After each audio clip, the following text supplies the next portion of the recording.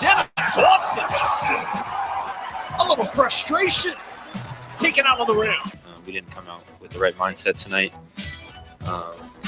Like I said, we lacked the energy we needed. Welcome to Omaha. Our CBS Sports Network triple header continues with Big East action between St. John's and Creighton.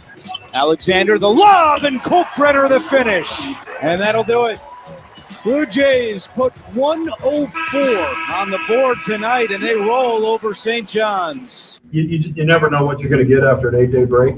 I thought our preparation was really good, especially our scout team. The look that they gave us in particular on Monday, I think opened our eyes to what we were going to see with St. John's, and I thought our preparation yesterday was better, and that was indicative of the way we played today. Coffee and Cream in the morning on Hail Varsity Radio, powered by Currency. He's Damon Benning. I'm Andrew Rogers. Happy to have you with us on this Thursday morning, live from the H&H Chevrolet stage at Hail Varsity Club, 590 ESPN Omaha, 1480 ESPN Lincoln. We're live on Twitter. We're live on YouTube. And I'd like to say good morning to kick things off here, because it was a good morning for Creighton fans out there. If you were a Husker fan attending the game at Pinnacle Bank Arena last night, that one was a tough one to swallow, tough one to watch. Yeah, two different discussions, I think, for a couple different reasons. I guess, are we starting with Creighton? Let's start with Creighton. Let's start with Creighton, because they did put a Ben Franklin on the Johnnies last Second night. time this year. Yeah, Coach Anderson, it's an interesting team, right? You think they're going to be good. I think some folks in college basketball want the Johnnies to be good. They're just not. Defensively, they're supposed to be good. Yeah, and Creighton's done a number on them, and continues to kind of do so. I think just their ability to get any sort of looks they want to, whenever they want to. Then they got into transition, and you let that team get rolling, and it gets circusy. I mean, we saw it last night. It was like trick shot central, and were they ever going to defend Kalkbrenner on the lob? I mean, it's just weird. I don't know if that's a team that likes to always to ice ball screens and just couldn't figure out drop coverage or what. But, I mean, you let Creighton shoot 57%, 37% behind the arc. They went to the foul line 21 times. It's just too good of an offense. Confidence. I mean,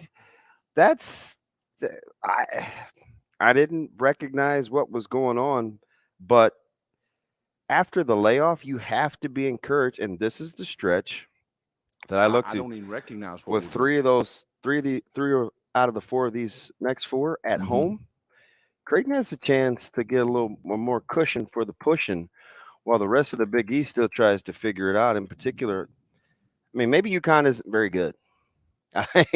Where did they go? I still think it's their backcourt. They just can't find consistency with the guard play. Xavier jumped all over them, and really didn't look back. I know UConn made the late rally, but I mean, Xavier basically, would they start out 9-0? Mm-hmm. Something like that. I mean, it was something like that, and they trailed they were ahead the entire game. So I guess maybe you look at Marquette. They seem to have Creighton's number right now. Offensively, their efficiency is the best in the country. You look at the metrics. Creighton handled Providence. You're not going to expect much, or do you? Villanova's not very good. I think health is an issue for them. Who's next? Do you trust Seton Hall?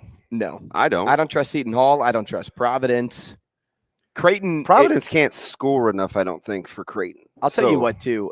Creighton is in a great spot. We talked to John Fanta on Tuesday, and he said, buy in now before Creighton gets going again. Why did he say that? Well, it's because based on what he was seeing with the total outlook of the Big East, Creighton was the second or third best team, but they're not resting in that position right now. Don't be shocked if Greg McDermott wins his Big East championship this year. He thought long and hard about that too, didn't he? He says, I have a gut feeling that even though I think we kind of arrived, or he arrived at, he felt like Marquette was probably the best team in the Big East, right? And you've been saying that for a month. Well, I now. don't know about best. Don't give me that credit. I'd like to take it. I just felt like they looked like they had the ingredients to be really good. I think if we went back and looked at your tweet, it insinuated something completely different. I mean, maybe. Take credit for it. Because I don't know if I thought that real time, like, gosh, are they going to be the best? I just was like, man, they're pretty good. Mm-hmm. Like, they just have a lot. They weren't getting credit either at that time. They just have, because they had the same guys back, right? They're doing it in an unconventional manner.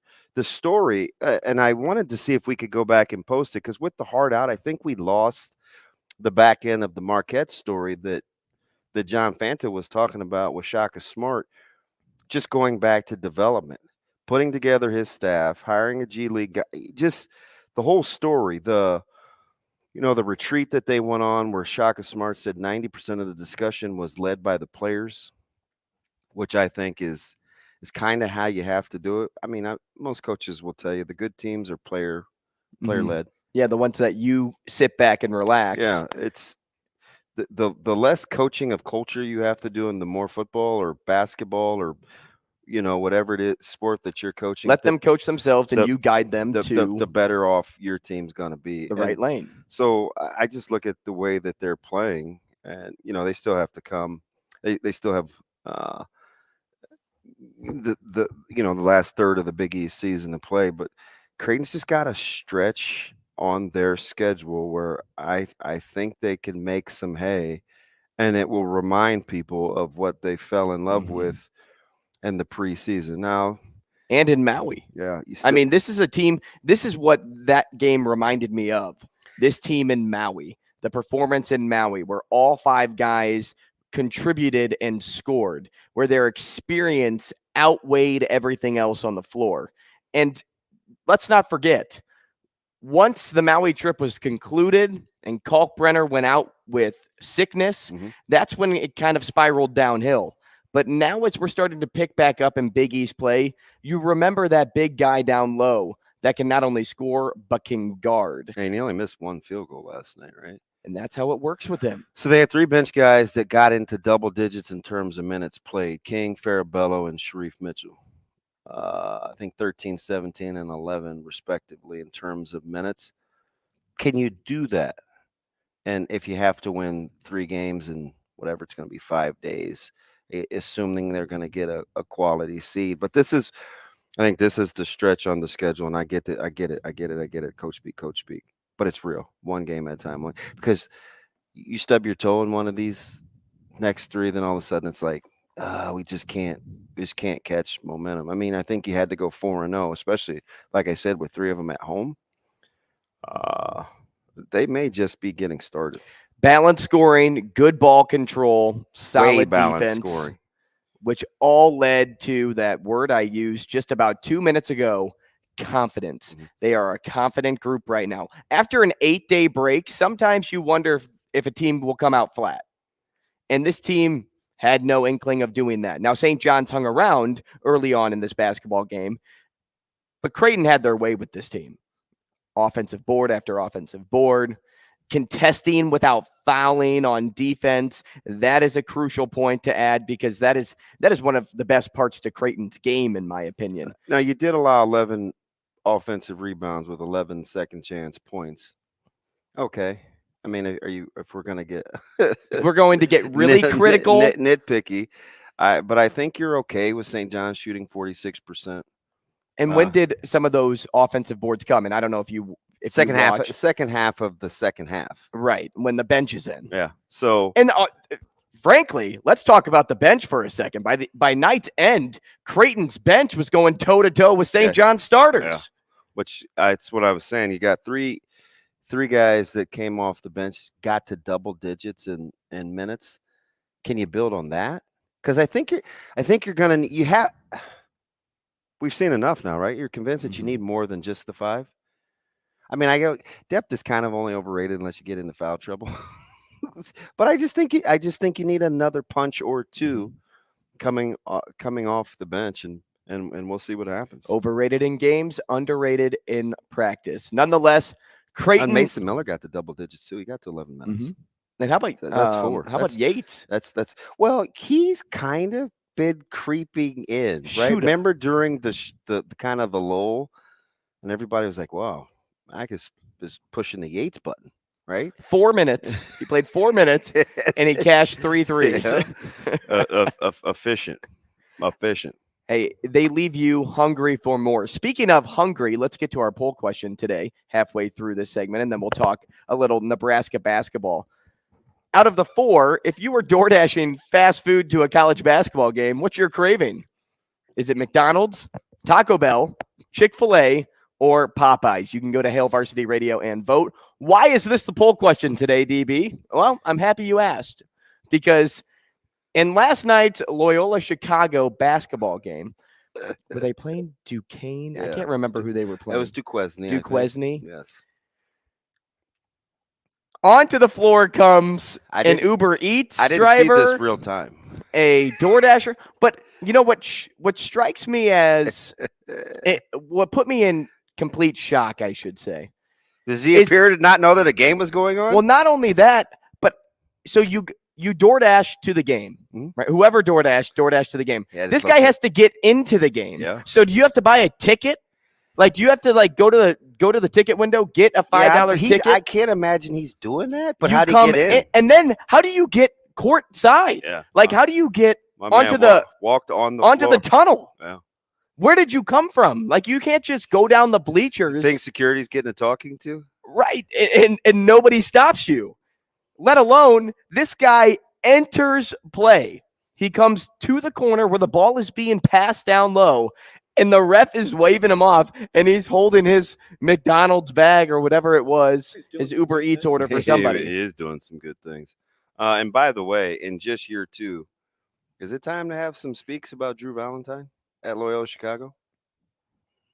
Not a good basketball program right now since the departure of Porter Moser. And it's just interesting. Is Sister Jean still around? Yeah, I think that would have been like a story. That would have been like a front page breaking news story. If Guess how old Sister Jean is? Give me plus or minus a year or 2. Yeah, I'll give you plus or minus a year or 2. 94. She's 103. Whoa. Century mark for Sister Jean. 103. Sister Jean. 1919 has come. I think that's Christian. Oh, my bad. Sorry about that. This is one of those names, man. I don't know. Because I saw, and it was just interesting, because I saw St. Thomas at the Prep Westside game. You don't see very many 6'6", 6'7" striking guys like this, just kind of hanging out. And it just got me thinking, like, what is the state of Loyola Chicago's program right now? But that's kind of a side moment. But can I get back to the poll question? Yeah, go ahead. We had McDonald's, Chick-fil-A, Taco Bell, and Popeyes. Wow, I think you probably picked the 4 most. I would imagine, because they're all not just regional. Chick-fil-A's are everywhere. Right.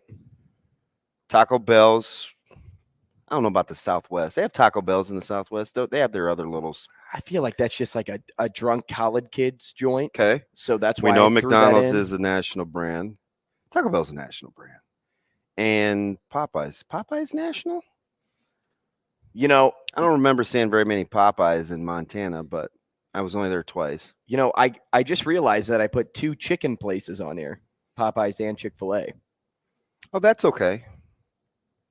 So I know mine for sure of those 4. It's not even close. Not even close. Yeah, Did you say a pizza place? No. Are you would you know any fast food pizza places? Like Domino's. I mean, Is that fast food or carry? Hey, where's your jam, Shane? The guy that lives below me in the apartment below me, every single day he DoorDashes or whatever it is, and he gets Domino's every Well, you day. can DoorDash Olive Garden. Domino's is pretty cheap. It is cheap pizza because you can get the 2 for $5.99. The last 2 times Zoe's needed a babysitter for an extended period of time, Domino's has been the go-to for the babysitter. Just because that's what the babysitter chose, or that's what Zoe wanted? Zoe wouldn't pick. I'm the babysitter. The babysitter. Domino's? Yeah. If I knew you were buying, we're catering Charleston's. Hey, what's on? Would you like salmon delivered? They have fantastic. That's what I would get at Charleston's. I don't know if I would want People my yap fish, about the bread, like sitting in a container and then making its way to me. See, your boy. See, I pick restaurants based on how well their food travels, because not a lot of times I like to sit in there. Mm-hmm. That's why I love Firebirds. No endorsement opportunities, but their food, because everybody's kind of up their to-go containers. It's all about the container. It is. Actually, it is. Because depending on how much the meal sweats in that container, it can kill it completely. Yeah, see, your or boy, it can thrive. Your boy doesn't get things like fries and tater tots, even though I love tots. But that can like steam the whole. Thank goodness for an air fryer. Hey, but man. Because if your fries get soggy on the way there. Thank goodness for my mom and the ninja she got me. Listen, so you know what people have started doing in their containers is they have the little flap that opens. It's just a little itty bitty. It's like a sweat flap in the plastic container. Have you noticed? Mm-hmm. Yeah. So that's what I use, because I have a smoking gun now where you can smoke your food with just the little gun. That's sweet. So I was trying to figure it out. And a lot of people have like the little glass lids and stuff where you put the deal in so the smoke can't escape. I use the plastic container for Leave it to you. Micah and I just did it the other night. I hit the shrimp with a little smoke before we seared them in the skillet because he likes to cook. He held the tube for. I'll show you on Twitter. I don't know if he wants me to put him on Twitter, but put him on blast. Do that. Chef Micah. No, he does he calls him. His nickname is Breeze. He calls himself Chef Boyar Breeze. Hey, I gotta say, at least he's clever. Listen, I told you they're polar opposites, and I think he much enjoys talking to his older sister than he does Caleb, because when they go back and forth, it gets a little dicey. Because Mike is extremely smart, and mm-hmm. Caleb is Maya's just more patient. Okay? Right. So we're in the car yesterday, and we hadn't talked about the Prep Westside game since. We didn't talk about it really. So I pick him up from school. They have early dismissal. This is my 12-year-old. And I told him we were going to call him. And he know what he said? You need mornings with Micah. This kid. We'll impromptu call him tomorrow morning. You watch. He's something else. So he gets in the car. I'm writing this down first off. Listen, this is happening. He gets in the car. He says, hey, little late. My basketball bag got jammed in my locker. Okay, it's fine. It's not late at all. So he comes out and he gets in the car and he goes, so, I'm dead dog serious. So, thoughts on the game last night?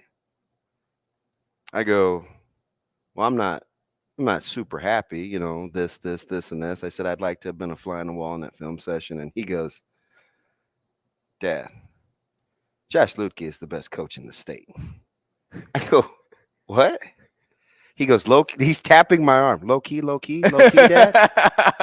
Again, haven't seen him all day. This is what he started. Dad, low key, he's tapping my arm. Yeah, Micah? He was on that offensive and defensive substitution game all game. I mean, he knew what he was trying to do. I'm like, hey, I'm guessing you haven't talked to your brother, because he wouldn't want to hear any of this, right? He goes, no, that's why I'd rather just talk to Maya about it. I was like, wow. Get out of the car. But anyway, mornings with Micah would be because that's how he thinks. So we can just surprise him at any moment. Any moment. And he's ready. He might be in the car now. I'm telling you. It's just unbelievable. I take him to his training session, and it's on the brain. I take him to his training session, and he's gonna be pretty okay, right? Mm-hmm. So he's warming up. He's supposed to be lifting. It's not even basketball. So he's dribbling out there or doing something. And his trainer asks him, he says, hey, so are you West Side bound too?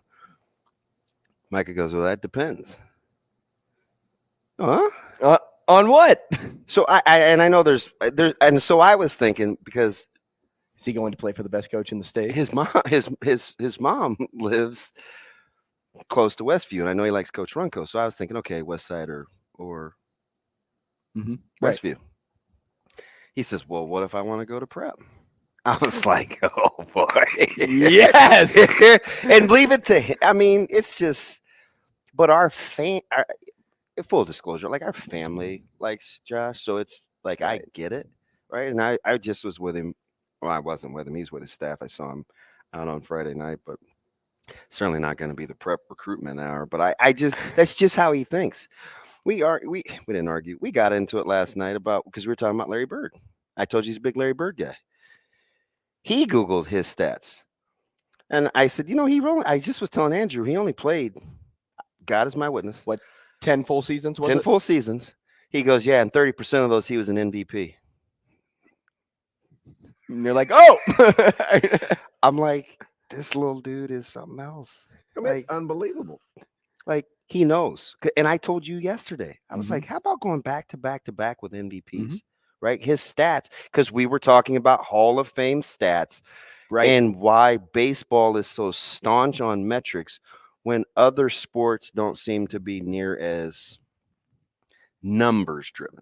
Right. I mean, Lynn Swann was in it. Took Art Monk 88 years, right? I mean, it's like Art Monk has significantly better stats. Lynn Swann got in first, right? Signature moments. Whatever. And Art Monk, he was the NFL all-time leading receiver for quite a while before Jerry Rice. Yeah, just weird, right? And Steve Largent. Just weird. We'll try to get into more of that later on. Sorry, Nebraska basketball. I apologize. In the show. It's just what I'm dealing with. Right. Which I love. I mean, frankly, he's very sports savvy. We'll touch on Nebraska basketball in the next segment. We'll also touch on a let's just say By the way, debate. I'm taking Popeyes. A debate going on Twitter regarding Husker football and the situation that they're in prior to the season. Is it one thing or is it the other? If you've been following it along on Twitter, we'll touch on that. And it started amongst school. It started with a guy that I follow on Twitter. He's a fan. Jim in Minnesota was going back and forth with Scott Docterman. Then Sip has his kind of deal, and he calls it a reset. Then all of a sudden, it's like, and I normally don't interject. I try not to interject myself, but it's such a fascinating discussion because at the end of the day, I mean, and we'll get into it. Well, and it's great because perspectives go one way. And it matters on how you view the upcoming season. Brandon Vogel at 7:45. We'll talk to Cynthia Frelund, analytics expert for NFL Network, right at the top of the hour at 8. We'll talk more about Hall of Fame baseline numbers if we can get into that. And then we end the show, as we always do on a Thursday, with Brian Edwards. We'll talk about the best plays of the weekend. But again, your poll question, if you're door dashing to a college basketball game, what fast food are you craving? Is it McDonald's, Taco Bell, Chick-fil-A, Popeyes? We'll get to those results at the end of the show. Coming up next, we'll talk reset or rebuild and a little Nebraska basketball. What is the position of Nebraska football right now? What do you think? Give us a call, 888-638-4876. That's next. Rogers and Benning will be back in 5 minutes.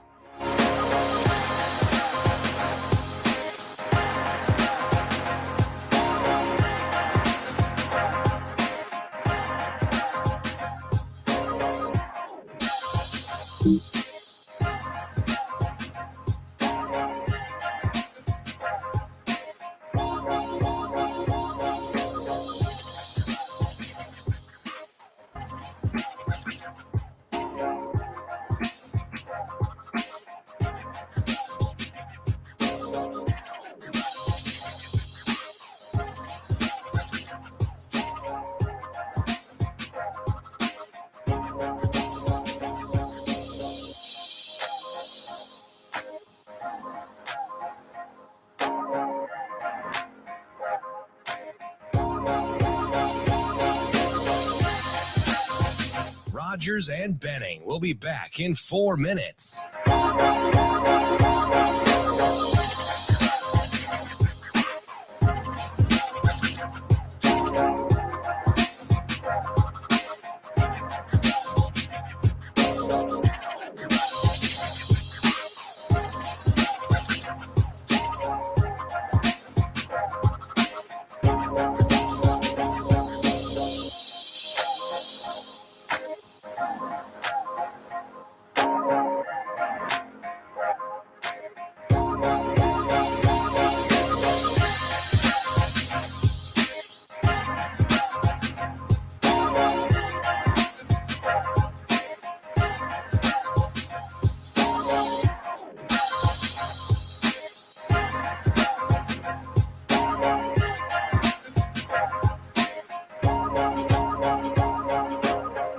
Rogers and Benning will be back in 3 minutes.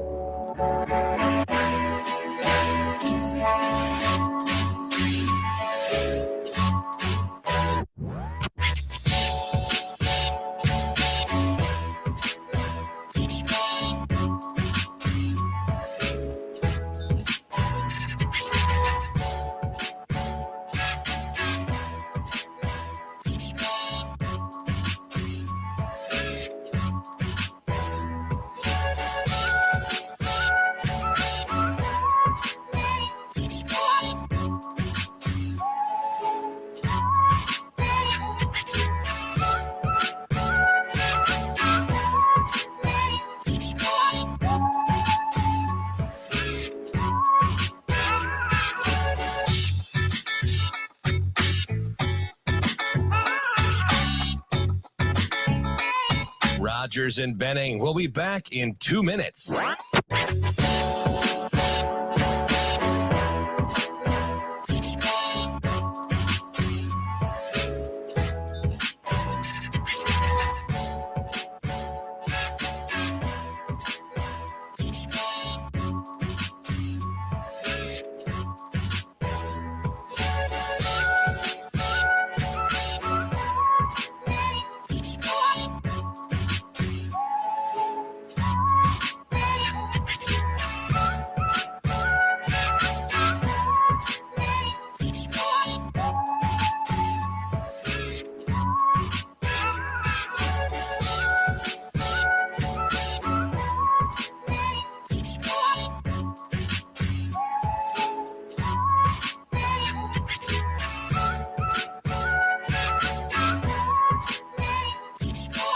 Rogers and Benning will be back in 1 minute.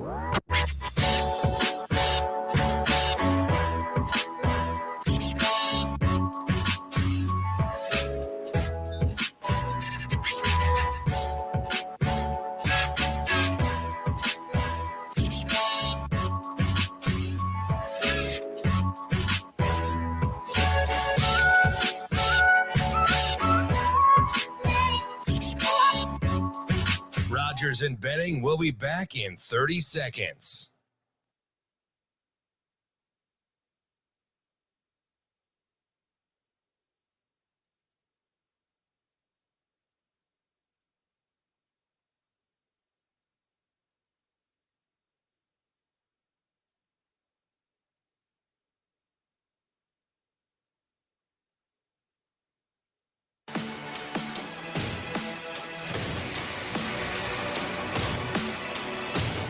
Coffee and Cream with Rogers and Benning on Hale Varsity Radio.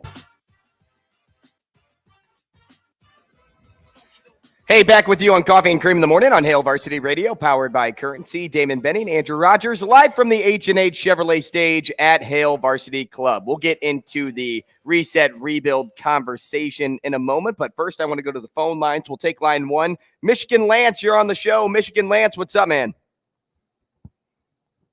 How you doing, Lance? Lance, going. Shane, get your guy. Get your guy, man. I thought he was there. He said he'd be ready. Lance, you with us? All right, let's go to line two. We'll take line two, Shaner. Out of breath, Brian with us on the show. Brian, welcome to the show. Brian, what's up, man? Who's running? Are we sure we're potted up? Shane, who's running the phones? That's weird. Help us out here, Shane. Because they're both still there, right? Well, Brian is. Well, what happened to Michigan Lance? Did he try to call back? I don't know. Shane's talking. All right, we'll change gears. Here come the phones. I don't know if anybody can hear those in the background. Shane, we ready to go with B? Hail Varsity Radio. Varsity Radio. Hail Varsity Radio's amateur hour. I mean, sometimes it's technical difficulties. Hey, you know what? Hey, by the way, with Nebraska basketball, are you to the point now where you feel bad? For the team, Yeah. yes. I just think that they were hit with unfortunate circumstances, and I know every team has to battle through adversity, and I don't want to take that away from teams that do still find a way to have great success when things don't go their way. But in Nebraska's case, they had 5 guys on the regular. Those were the 5 guys that you relied on each and every game. Then when you lose one, it's easy to replace, right? They can play the fill-in game with Kisei. They can play the fill-in game with players that come off the bench. But now you're down 2, and you're down your 2 best defenders to add to that. They kind of got hit by a car. And I don't know if they can get picked back up or not. You want dueling fan perspectives? Go. Last night I tweeted out, I'm obviously following along on television, and I'm looking at Stats Broadcast because Stat Broadcast gives you real-time numbers, and I can get in depth, right? So I just tweeted out, just kind of innocuous. I was like, yeah, the halftime stats on the surface look not too bad, right? Not as bad as the last 3 minutes or 4 minutes of that So you half look went. away from the box score? Yeah, and then I looked at the 6-1 offensive rebounds, and it yielded 14-2 second chance points, right? Like that's a lot. Right. And so on Twitter, past your bedtime, he's funny. He goes, not many more wins in store at this point. I tweeted back. I said, that would be a shame because it wouldn't be indicative of the job that I think he's done. That's my opinion because I think Coach Hoiberg's done a fantastic job. He says, agreed. Missing 2 starters allows other teams to do whatever it needs to neutralize Walker, and then there's no way, and you can keep up for 40 minutes relying on others to make shots. So Redcast Rob, right? Good. One of our guys? Yeah, one of our guys comes back in and says, I get the injuries are part of it, but come on. People have to be running out of excuses at some point, right? It's year 4. Past your bedtime. He says, if you're really watching and know basketball, you'd understand kind of the low blow shot, right? Passive aggressive. Hey, you're a ding dong. You don't get it. Even though Redcast Rob is pretty in tune. He said, this is just par for NU Hoops fans. Just keep those popcorn lines short. Okay. Redcast. How long is this thread? That's not too long because the point that I want to make is he says, I'm really watching and I do understand. That doesn't mean that fans don't deserve better. This program's ability to maintain mediocrity is the most impressive part of the program, which is you have to be able to understand both those vantage points, right? Sure. Right? Because the diehard and past your bedtime is what I would call he's a long time suffering Nebraska basketball fan. So he may be looking at incremental progress, actually development, actual improving. That's the micro. From the macro, it's why can't this program win? Right? Just because at some point you tune out into what the actual real reasons may be, and just know that for whatever the reason, in X amount of years of having a basketball program, you have yet to win a March game, right? So it's like, I won't say NCAA tournament game, right? Not NIT or CBI or CBA or CBT or A game. A couple of those don't even exist anymore. Right. And CBA never existed unless you're talking about collective bargaining agreement. I just Are we not? No. Well, it's just weird how the sports are viewed through such different prisms. Right? Because meanwhile, in football, at the same time, you're having rebuild versus reload arguments. Basketball, it's, hey, we're getting better. No, we're not. It's too many excuses. It's just like relative to the sport and the lens, I kind of feel like the goalpost move. That's why you have to set what the baseline is, at least in my opinion, to even entertain the discussion. Sam Griesel scoring 8, Derek Walker scoring 7. You won't win games doing that. No, and Griesel's response in the post game that we played in the open. Shane, do you still have Griesel's comments post game that we used in the open? I can find it here. Because what Sam said lends itself more to Redcast Rob than it does past not yours, bedtime. I don't even know if he wants me to use his real name. That's who he is on Twitter. But anyway, because he's not making excuses. He's saying, hey, man, we need to come out with more energy. Like, we just weren't vibing tonight. I have it. Play that again. Play what Sam Griesel said on Nebraska starting this basketball game. We didn't come out with the right mindset tonight. Like I said, we lacked the energy we needed. Welcome to Omaha. Well, I'll tell you what, when you talk about lacking energy, yeah, that's a problem for all teams, though, whether you have your starting five out there or not. Teams come out there where they're either amped up, juiced up for the game, or they're not. This team can't afford any sort of mistake at this point in the season. They're at a time to where they've competed in games and won games that people did not expect them to win, and they're still on the bubble of being a team that could compete in the Big Ten tournament, right? Could be a team that gets and plays deep into March, but they don't have the legs right now for either of those At things. what point last night were you thinking this is fool's gold? They took the lead at 25-22. Well, then I knew proceeded Kisei to was let going to cool. He wasn't going to keep hitting shots. Yeah. And he was the only one hitting shots. My guy too, he DM'd me. I felt like he'd hit a three, and my guy goes, "Hey, looks like we got good Kisei tonight." I was like, give it a sec, right? Like, it's hard for him to I think maintain in spurts, and that's right when he took the kind of the flailing shot in the corner. Mm-hmm. I think he's trying to draw the foul. And then it was all downhill from there. And all of a sudden you look up and it's 32-25. You're like, wait, the 10-0 run? Three after three after three. And I'll tell you, with Tominaga, if he didn't shoot the ball as well as he did, this team would have been down 40. Let me just ask you something. Why does Nebraska basketball always have those guys that are having or asked to do more than they normally would in other programs? Isn't that weird? I don't expect you to have a patented answer, but it just seems like guys get exposed having to be on the floor for so long when they wouldn't be at other places. Right. And it's not just a Kisei thing, but I'm just saying it's like it just seems year after year. Now, and let's not act like he didn't go 9 of 17 either. Right? I'd say in other programs too, other players aren't relied on as much to do that. Yeah. It seems like at Nebraska, if you are on this team, you play into your strength, and Kisei's strength is shooting the basketball. He's a scorer. So normally, if you don't pay attention to the box score, would you take Nebraska shooting 47% from the floor? Yes. You'd take them shooting 36% from three too. Mm-hmm. It's defensively, it just wasn't there. Plus, when you look at Northwestern, Ty Berry going off was kind of like Tominaga going off. Yeah. But then Nebraska doesn't have another person to go off to match Northwestern. And that's the problem. They forced 15 turnovers. And I think 9 were live ball, but you committed 16. So that's why I think the exchange that I was seeing between Nebraska, like I was kind of, and I try not, I was accused once, like 15 years ago, of being milquetoast, and I was like, yeah, that's never happened again. I'm having strong opinions. I'm not going to be a waffler. Totally kidding. But I can see both sides of the discussion. Right.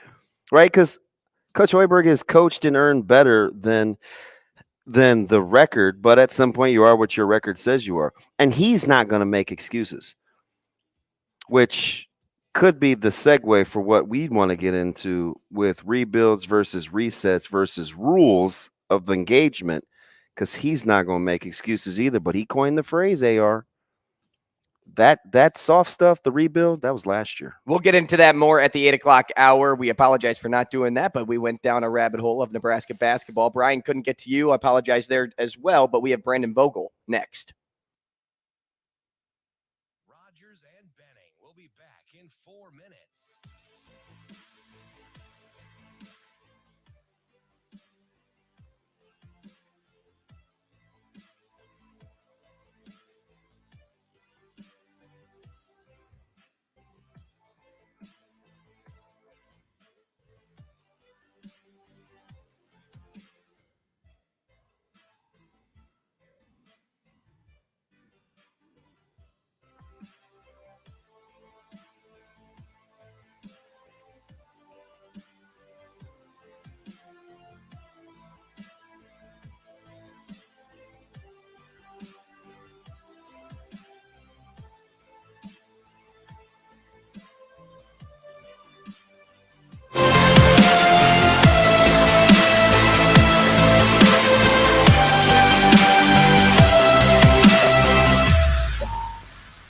Rogers and Benning. We'll be back in 3 minutes.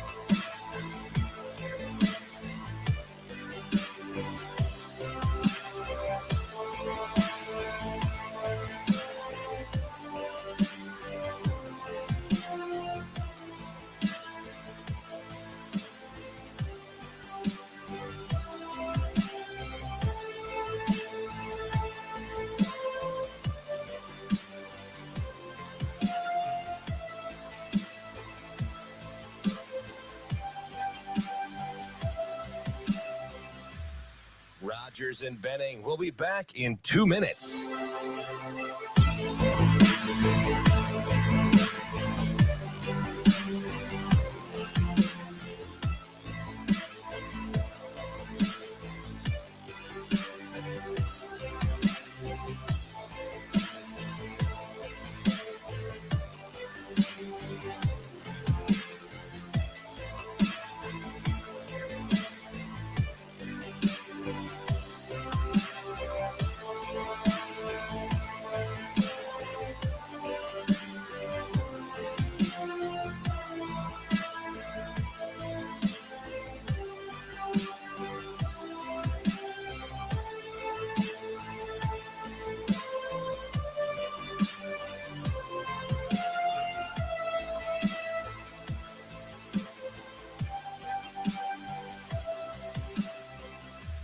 Rogers and Benning will be back in 1 minute.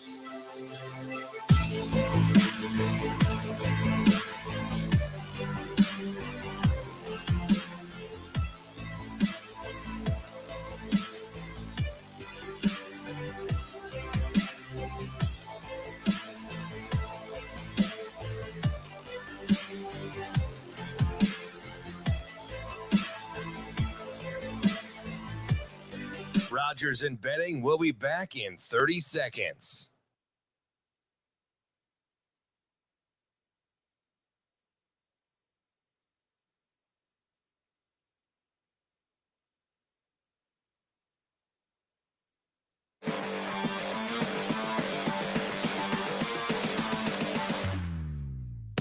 Coffee and Cream with Rogers and Benning on Hale Varsity Radio. Hey, welcome back to the show. Glad to have you with us. 590 ESPN Omaha, 1480 ESPN Lincoln, live on Twitter, live on YouTube. It's Coffee and Cream in the morning on Hale Varsity Radio. Damon Benning, Andrew Rogers, live from the H&H Chevrolet stage at Hale Varsity Club. And at this time, let's welcome in our good friend, Brandon Vogel.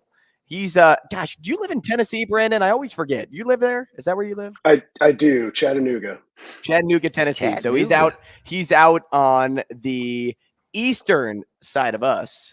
Is it warmer in Tennessee right now? It is probably. I haven't checked the temperature in Omaha at the moment, but it's cold for here. It's going to get up to 42 today, so I'm not going to complain. He said up to 42. I know, darn. Hey, we woke up below wind chill B, maybe high at 23 today. We're going to get some baby flurries tonight and a little bit of a snow dumping on Saturday, man. So God bless the Midwest.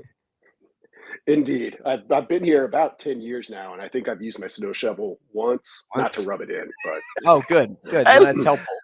That's great to know. So, Brandon, our fellow media, some of our fellow brethren in the media have been having some interesting back and forth, right?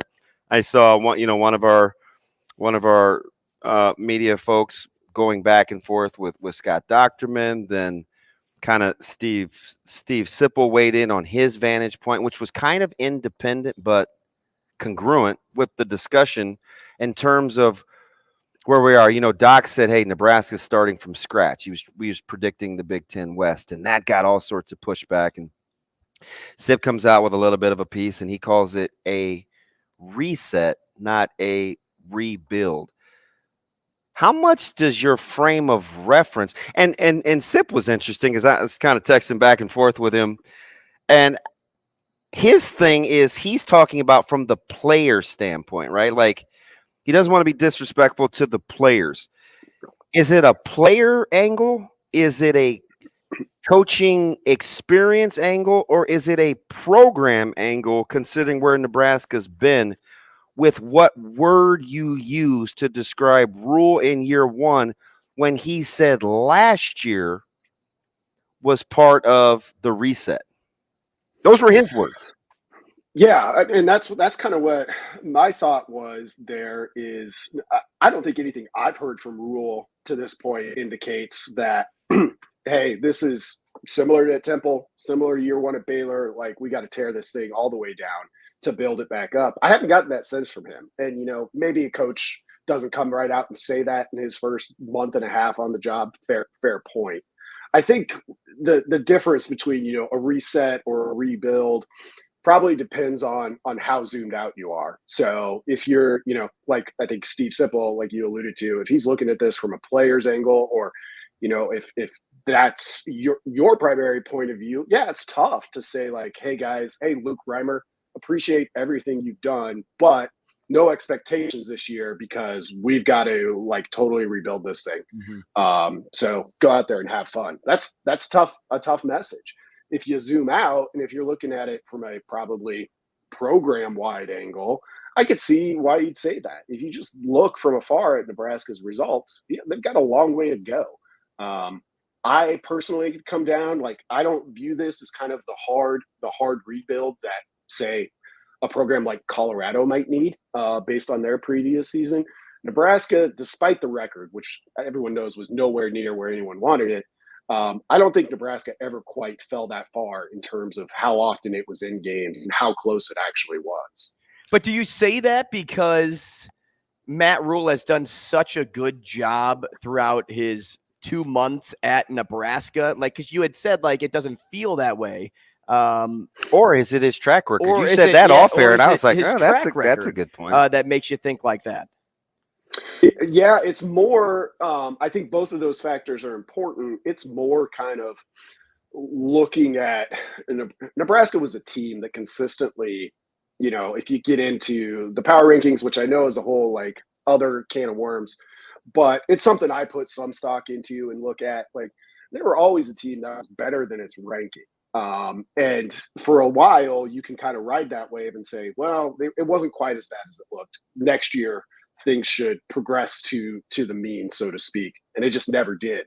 And that becomes tricky because it's like, how long do you wait for, these results that you could realistically expect to come for just a random team? So that's kind of Nebraska's standpoint, in my view. Retweeted something from Bill Connolly at ESPN this morning about Nebraska's going to rank pretty well in his weighted returning production. And you look down the roster, you're losing Trey Palmer. That's like almost half your receiving yards, but on offense, that's the biggest one. Defensively, I think 5 of top 10 tacklers are back. Plus, you're going to return that secondary, which I think is the most important place to be experienced on defense. Yeah, it's interesting, and from the folks on 3 and Sipple and those guys were talking about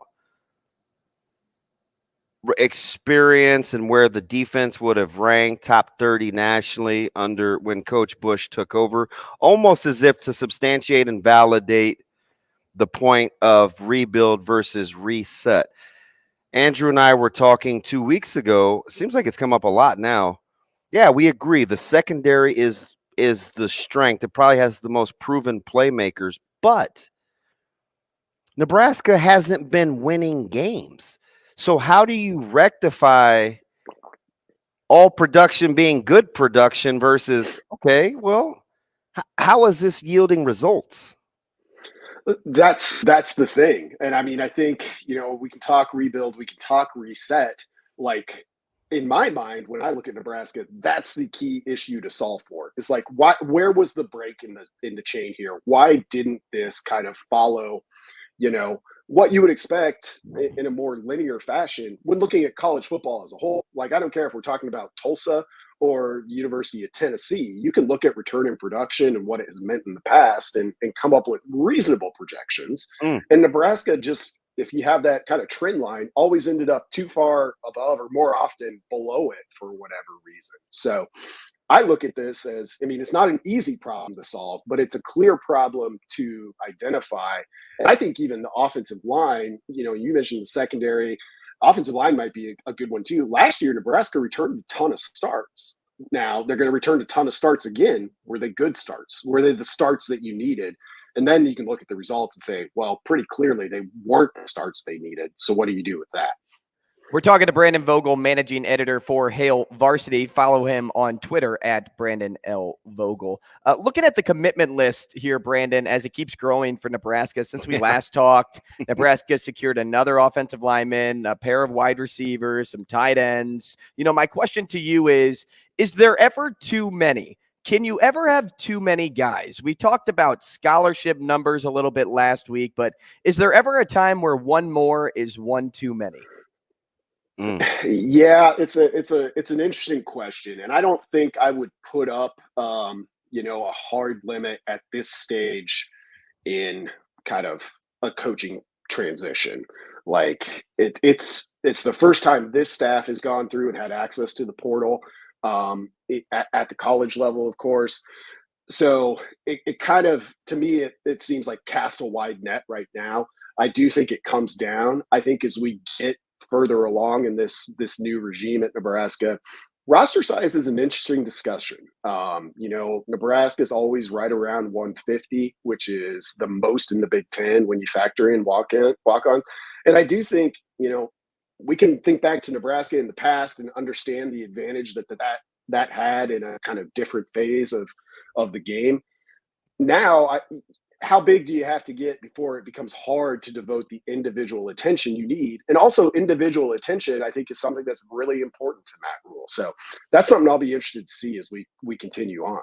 Yeah, it's interesting too, because I just look at like the scholarship distributions kind of as it sits, and in my head, I could say, yep, I could see 3 wide receivers leaving. I could see 2 linebackers leaving. I could see 3 DBs leaving. Like, I can kind of in my head make some educated guesses, because don't you get the sense no functional quality programs, to my knowledge, have made a living with NIL and keeping guys on scholarship? I don't even think that's on the table. Number one, it's a bad business because it's not the NIL model. And number two, coaches don't want to manage extreme numbers. Nebraska will get to the number. I think we're fretting over nothing. Yeah, I think so too. Nebraska to this point has had, I think, surprisingly few departures in the transfer portal, or at least less than I expected given a coaching transition. That said, I think when the May window opens, you'll see a little bit closer to what might be typical. It's interesting. You brought it up and it kind of framed it in a good way, I think, with NIL and the transfer portal as kind of the two new things available to college football players. I think you're right. Like the evidence of a player being like, well, I'm not playing, but I'm going to stay here because the NIL is really good. It isn't there. So of those two things, NIL or the ability to transfer and start again, which is carrying more weight, I think at this point you have to say it's still playing time. It's still a chance to get on the field. Vogel, we appreciate your time, man. Thanks so much for joining the show this morning. We'll talk again next week. Sounds good, guys. Thanks. Thanks, B. That's Brandon Vogel, managing editor for Hail Varsity. Follow him on Twitter at Brandon L. Vogel. You know something I thought about when we were just talking about a bunch of these commitments? What's that, Drew? And you were talking about how, you never know if you could lose 3 receivers here or there. How do you leave an everlasting impression on players to keep them there? Like, how is Matt Rule going about all of these recruiting talks and making you feel as a recruit, put yourself in the recruit's shoes, on knowing that you're going to be at Nebraska for 4 years? Well, I can only tell you what I've heard him say and kind of how they've impacted our house. Mm-hmm. We need you. We want you. This is where we see you. It's an integral part of where we want to be. You fit in like this. Is it the same thing with everybody, or is it always different? If you're authentic, I think it is. Now, the words may change, but the message does not. Cynthia Frelund up next. We're talking NFL right here on Coffee and Cream. Rogers and Benning will be back in 4 minutes.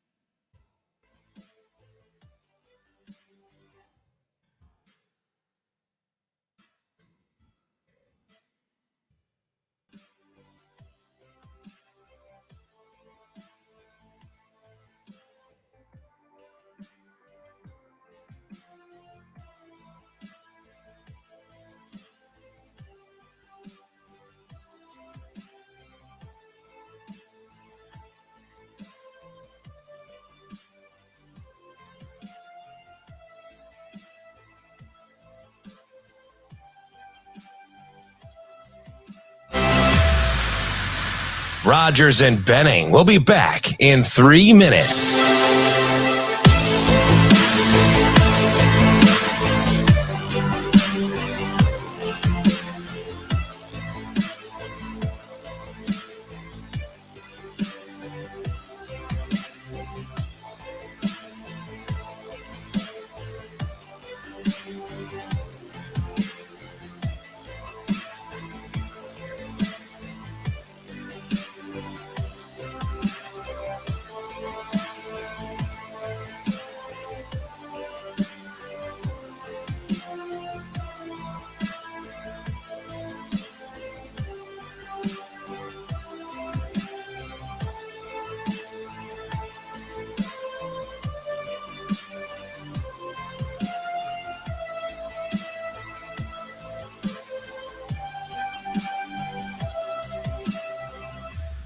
Rogers and Benning will be back in 2 minutes.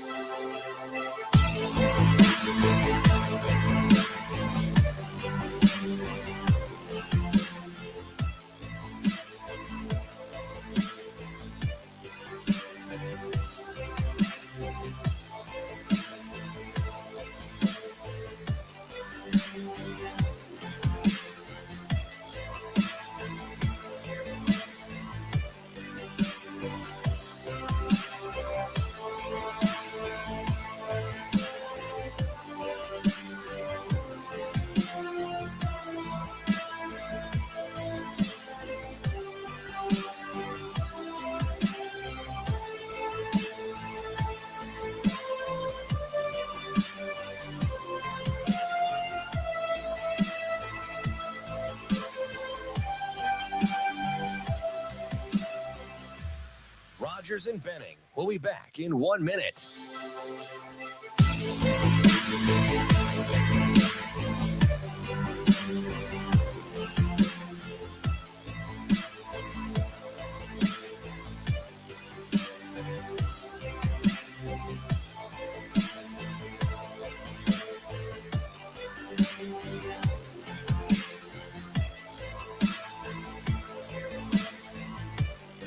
Rogers and Benning will be back in 30 seconds.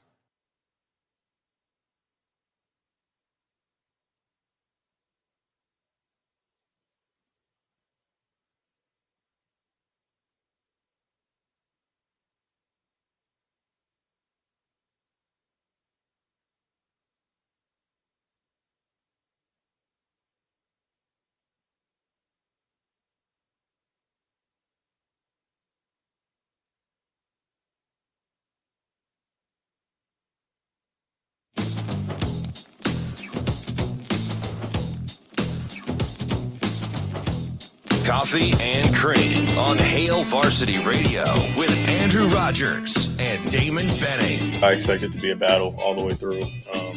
Both the Cowboys and Eagles are both physical, talented teams who are really fast and have a lot of talent. So just like it was a battle this past week, I'm expecting that, if not more, this week. You know, them being in their home stadium, home crowd behind them, they're going to be juiced up, ready to go. No, I haven't even thought about it. We're focused on this week, focused on the Chiefs. No, we're not playing for a Super Bowl this week, so got to get through this one. And got to get those refunds sent out. It's Coffee and Cream in the morning on Hail Varsity Radio, powered by Currency. Damon Benning, Andrew Rogers. Top of the hour here on the show. Happy to have you with us. 590 ESPN Omaha, 1480 ESPN Lincoln, live on Twitter, live on YouTube. And happy to welcome in now a good friend, Cynthia Frelund, analytics expert for NFL Network. Cynthia, good morning.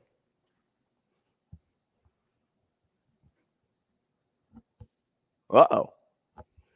We are struggling with our phones this morning. Phone lines aren't doing us any help this morning. Oh, that's tough. I want to talk to the architect of game theory. She is outstanding. She is so into stats. It makes me, it's like a kid in a candy store. Yeah, and the reason it interests me, and I was just watching, you know, because that's my network of choice, because they specialize in just that sport as opposed to some other networks. And it's counterintuitive to kind of how I've always looked at sports as a competitor and a coach. Now, I know analytics has crept into coaching the last 10 years quite a bit, but it's the most reluctant sport, I think, in my opinion, to embrace analytics. Well, and, it's great to have that perspective because for me, I never played the sport. So I always looked at the sport from a stat-driven angle. And so because of that, I like projections more than I can understand maybe what is actually happening, right? I use the stats to predict versus rather letting real-time things tell the story, if that makes sense. And what's interesting too is how about how general managers and presidents and head coaches now try to have this symbiotic relationship based on who embraces it.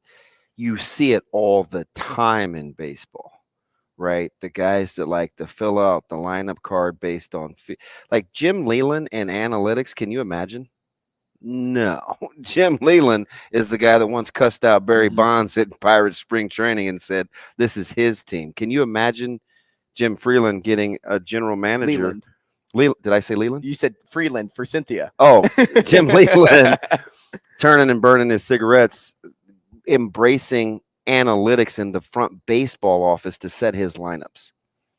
There's no way. So somewhere where those worlds collide, I think as I watch it in sports, we've seen it dominate basketball. No more long twos, right? How efficient do you have to be in your 2-point pull-up game how good do you have to be with Booker and DeMar DeRozan and Kawhi Leonard to offset either layups or threes, right? Like that's tough. And we see it in analytics all the time with other sports. Football, now where do we see it? The Nick Siriannis, the Brandon Staley's going for it, the Buffalo Bills. It's like they're playing the analytics game. There's a reason we've seen more 2-point conversions in the last 5 years. So we weren't able to get Cynthia via the phone, but I'm told that we have Cynthia through StreamYard. Shaner, she loaded up, ready to go? In a second here. Okay, great. So we'll get her there. So we will still be able to talk football with you. And then a little bit later on in this segment, we're going to go back to that reset, rebuild, what we were just talking about with Brandon Vogel, because I think I have a point that maybe Quaker-like. I may be. Are you Puritan Quaker? Like what? Where are we going with resting this? in the middle, and I don't lean one way. We've got her here. We've got her. She's in. She won't be on video, but totally fine. That's great. Cynthia, good morning. Can you hear us? Can you hear us, Cynthia? We're gonna pot her up, I think, here in a minute. It is potted up. How did we just talk to Brandon in Nashville and not get Cynthia now? Wow, I think Shane knows that I'm curious to have this analytics in the NFL discussion. I'm curious. Well, I always like to learn, and we've been dying to get her on. Wouldn't that? I've been asking for 2 weeks. I know. Shane, give the man what he asks, okay? Can he just talk to Cynthia? Wow, you literally just said you've been asking for 2 weeks, you baby. I've been asking Shane for 2 weeks. Like, let's get Cynthia on, man. How about when he told you yesterday that he got her and you're like, yes! I was stoked. I was so happy. You child. I'm such a kid. But now your buzz is momentarily delayed. It's more heartbreak. Is it? Yeah. You're gonna be all right. You seem very hurt right now. I think we're just gonna have to pass today till we get things figured out. Yeah. Come on, Shane. How'd we get B Vogues? That I don't know, because he was on video. Did that change it? I don't know. I mean, where's Sasha Durkin when you need her? Oh, man, like that one, that's a low blow. Okay, we got to recalibrate. Let's tie it back all together. We got to refocus. Rebuild as a Puritan and a Quaker. We need to rebuild this show right now. Or do we reset it? I'm on my steel cut. All right, try her once more. Oh, all right, we're trying again. Cynthia. Just once more. I can hear you now. Yeah, let's go. Game changer. Hey, thanks for joining us, Cynthia. Absolutely. How are you guys doing? I appreciate the patience. That's the thing. Yeah, How that's about huge. that? Thank you. Thank you. We're good. We're good. And hey, being as stat driven as you are, because I want to get right into this now. It's been teasing me. It's been hanging over me. 2 weeks, Cynthia. Being as stat driven as you are, I'd like to start with your projections. You know, the teams out of the AFC give you the most confidence to win it all. But I think even more surprising is seeing the Eagles hold up the rear out of the 4 remaining teams. What gives you that inclination? It's really interesting. I was a little surprised about that too when I was looking at everything as it, I put them it's a very unbiased model. So I put the information in and that's what came out. But it is a very close game between the Niners and the Eagles. So when I'm looking at the Eagles and their specific team, and they have been the best at like fourth down decisions, Jalen Hurts is the best against zone defense, etc. But there's a couple of areas where like if things get off the rails, for example, like like if you need your running backs to pick up a blitz or something happens and you're playing from behind, they're not as well equipped as some of the other teams. So if things don't go well, if that read option doesn't work, if the run game stops being effective for their offense, we haven't really seen them dig themselves out of a lot of holes, which means there's a bit of uncertainty there, which could be good, but also could be bad. Yeah, I'm curious. I want to back up whether I'm watching game theory or the projections. I hear you say things like putting in numbers. Coach for a long time, played even longer. And when I hear analytics in the NFL, I think of the major sports. It's been the last to really embrace analytics. Now we've seen this new age of the McVays and the Shanahans and the McDermotts and the Siriannis, folks that really have kind of embraced analytics. Why do you think the NFL was maybe slow is not the word? Why was there such reluctance and such a data-driven deal to embrace analytics? That's a great question. I think part of it is that you have 11 moving pieces on each side of the ball in every snap, and there is a lot of patience involved in creating like when I'm modeling, I have to ask former players and coaches to vet what I'm doing so that you don't want the machine to tell you everything. You want it to be programmed in a way that's what would a human do. You just want it to be faster. You don't want it to be different. You know what I'm saying? Like Yeah. you're not trying to take the element out of it. You just and when you're coaching, you watch 4 weeks of film prior to a game. Well, this way you can watch every single time that Jalen Hurts is faced a what looked like cover 2 ahead of the snap, but rotated to single high after. So, whatever. You can watch that. You can catalog that extremely quickly, whereas that would have taken you a day before. Now it takes you like 3 seconds, right? So the reality is it just took a lot of patience to get there, and there's so many moving pieces on every snap that it's just so hard to get to. All right, so Andrew and I got in not a knockdown, drag out, a very good discussion on Monday I think we kind of ended on the same side. We were talking about this Burrow versus Mahomes thing, Mahomes' health, the 4 in a row. And I said, at the end of the day, why do I like the Chiefs? Well, I'm going to take Andy Reid, the due diligence that I think will happen in this with game planning, and a healthier Mahomes at home that's actually got a legitimate chip on his shoulder versus the manufactured chips like we sometimes hear from Chiefs fans. Mm-hmm. Is that smart to factor that in? Or should I just be like, would you be like, hey, DB, keep your emotions out of it? I understand. This is what the data says. Because it seems to me I want to lean towards intangibles. Is that what gets us in trouble? I mean, it depends, right? We always overcorrect, right? Last week, I think about it with this Bengals O-line. Last week, we're like, they're toast. There's 3 O-linemen gone, and the Bills are just gonna, the Bills are just gonna kill them, and blah blah blah blah blah, right? And then now it's like, oh, they don't even need their starting O-linemen. So we go too far. The pendulum swings too far. So your emotions should be in it. You just have to be mindful of like how far you swing each way, so you're not overcorrecting or overreacting. But the emotions are part of it for sure. And I think what you have to look at is the data does suggest like Patrick Mahomes from a clean pocket has thrown for the most yards and touchdowns this season. And by the way, he's had a clean pocket more often this season than any in the history of his game so far. So yeah, Andy Reid crafting an offense that the problem is when your emotions also say, hey, I remember my mind thinks about Patrick Mahomes scrambling, dropping back, doing horizontal throws that somehow make it to the end zone. But you have to remember that that's like once or twice a, a game for him, but there's a lot of other throws in that game that are more higher probability throws. We're talking to Cynthia Frelund, analytics expert for NFL Network. Toss her a follow on Twitter at @CFrelund. Cynthia, let's take a look at the NFC here, because the 49ers, to me, have the best defense remaining out of any team left. Now, the Eagles are up there too, so the NFC is really set up for a good defensive matchup here. But every week, the offense for the 49ers comes into question because you have Brock Purdy. And he always seems to put your mind at rest, though.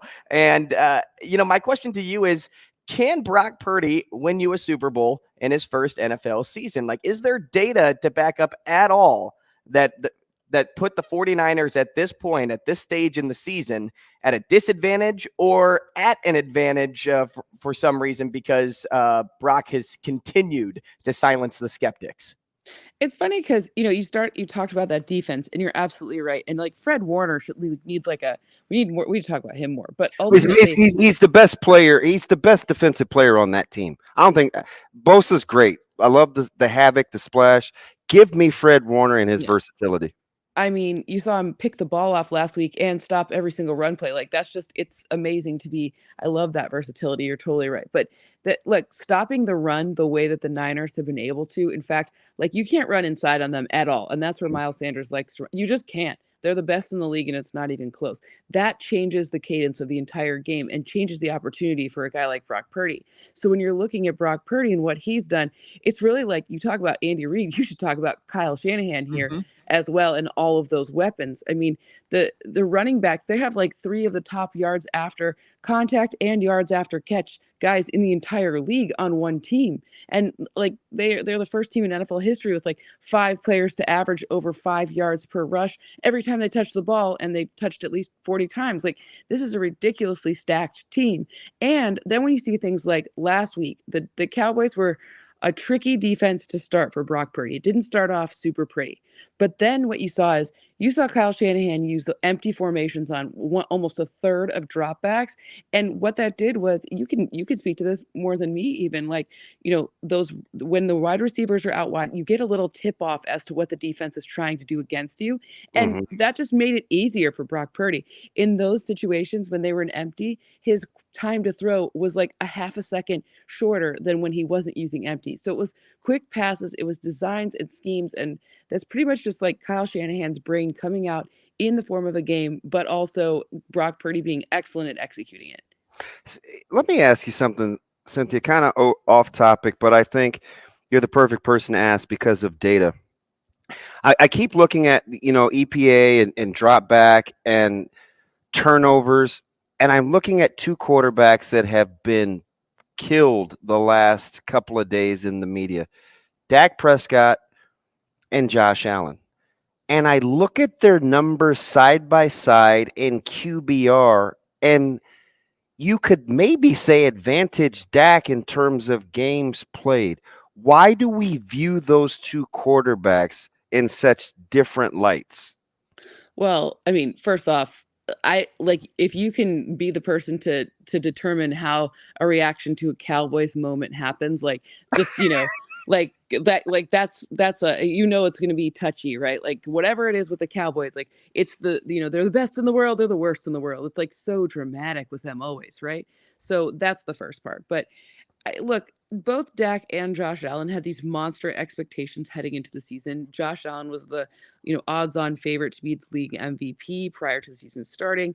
And, everyone's like, well, Brian Daboll's now in, New York. What's going to happen with Ken Dorsey and blah, blah, blah. And, you got that splashy video of Ken Dorsey, beating the crap out of his Microsoft Surface tablet, when they were, whatever. So there was a lot of moments throughout the season where, you just saw these 2, and of course the quarterback always takes the majority of the responsibility, and both quarterbacks have committed too many turnovers, and there's just no 2 ways about it. The Bills' O-line isn't as good as maybe they thought ahead of the season, and Dak, he threw some uncharacteristic interceptions. Some weren't his fault, but some were confusing, and you just can't do that when you're in these high-profile situations. Cynthia, I'll get you out of here on this. As we look maybe more future here than immediate. There's a lot of NFL coaching jobs open right now. Based on what you're seeing and what your models provide, who do you project will be the first team to make a hire? Ooh, that's a great question. I think it's going to be the Denver Broncos. We saw yesterday. I have no idea, just so you know. This is tea leaves, like, because yesterday they finally said goodbye to the interim head coach. Right. That would lead me to believe that they're further along with their decision-making process than others. But that's not the job I would take. The best job, in my opinion, if you want to win football games, I think you should take the Panthers job then, because in reality, the NFC South is the one where you could potentially get some W's, whereas like the AFC West seems like a total nightmare. Thank you, Cynthia. We appreciate your time, and hopefully we can talk again soon. Sorry for the mix-up. Absolutely. Hey, Thank you so much. We got it. We stayed at it. We're good. Thank you. We went deep into the football game and we still won. Oh, We got man. it. Have a great Appreciate day, you. guys. You Thanks too. for having me. For sure. That's Cynthia Frelund, again, analytics expert for NFL Network, and toss her a follow on Twitter. I'll say it again. She's at fantastic. C Frelund. Smart. Like, yeah. she is super, super smart. All that being said, give me the Chiefs. How about, too, her saying at the end that the Panthers, if you want to win right away. But I said that to you, right? Remember when we kept talking about all the jobs? I said, why wouldn't you? Why wouldn't you want the Panthers? They were everybody climbing. talks about the Colts. Give me the Panthers job. And it's interesting, too, because I certainly don't want Denver. You look at what happened mid-season when Matt Rule was fired, and then all of a sudden they started to like pick up some ground toward the end. What are they missing? A quarterback? Like, are they a quarterback away, or is Sam Darnold the guy? Maybe. And can I just say this about Coach Rule? And listen, I don't know the inner workings of what happened in Charlotte. I still have some really good buddies that work there in that market. A lot of people can put two and two together. And that was obviously the franchise that I first signed with. But the more I interact with Coach Rule, and the more I listen to things like, what did he say with Bussin' with the Boys when he said, "Hey, listen, I mean, you guys were 3-9 or 4-8 last year.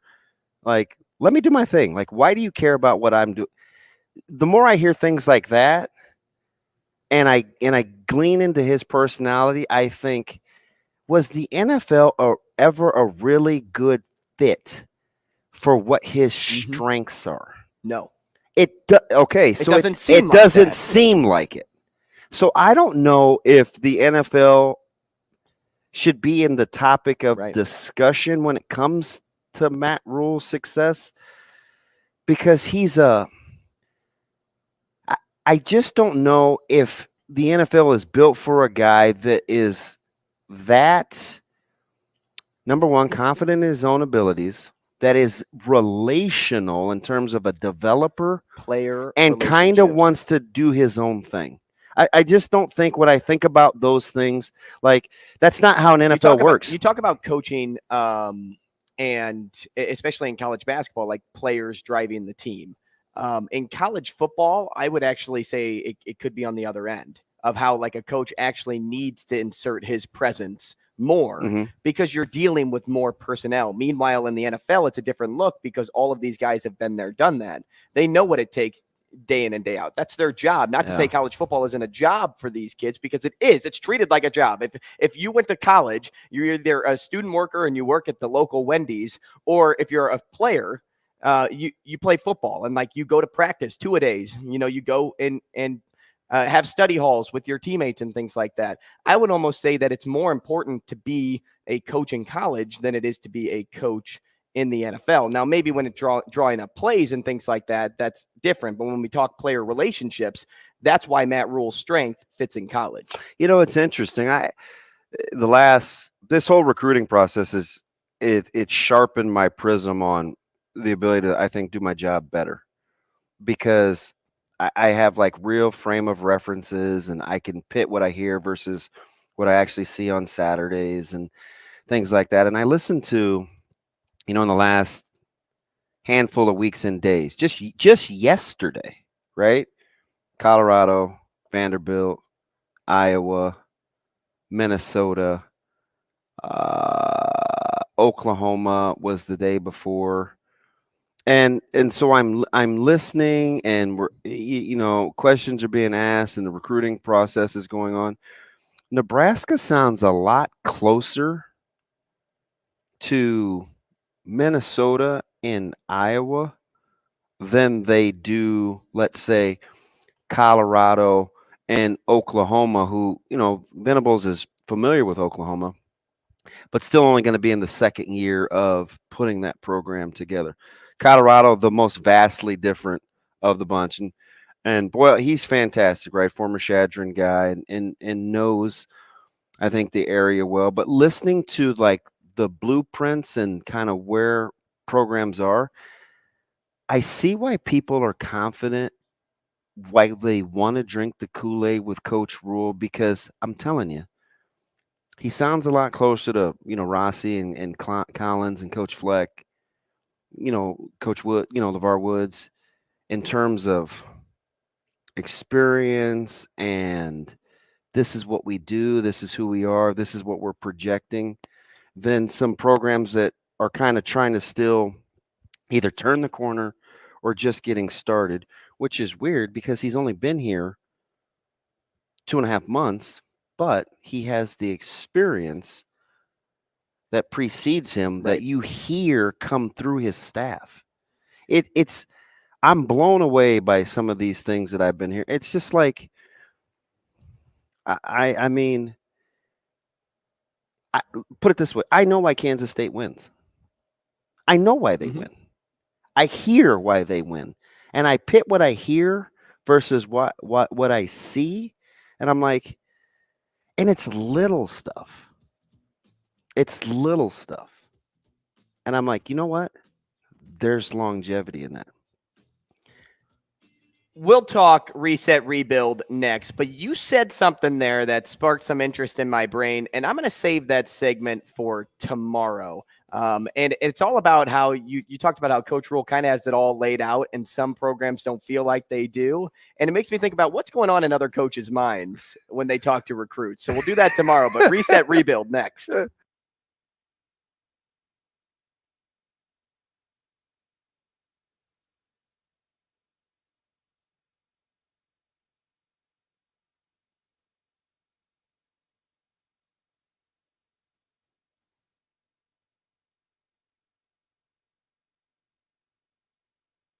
Oh, when we have him. Hey, B, are you there? Brian Edwards.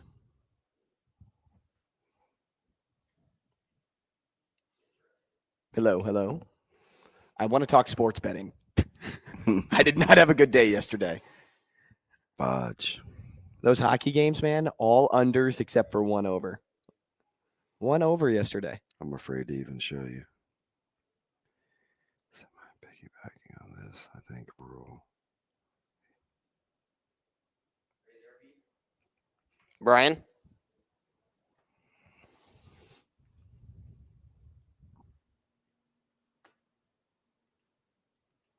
Brian, are you there?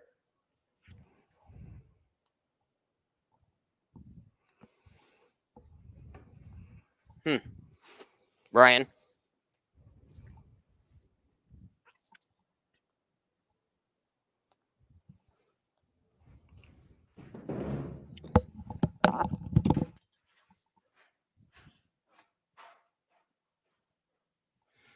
Okay, well, we'll just see when he gets in here.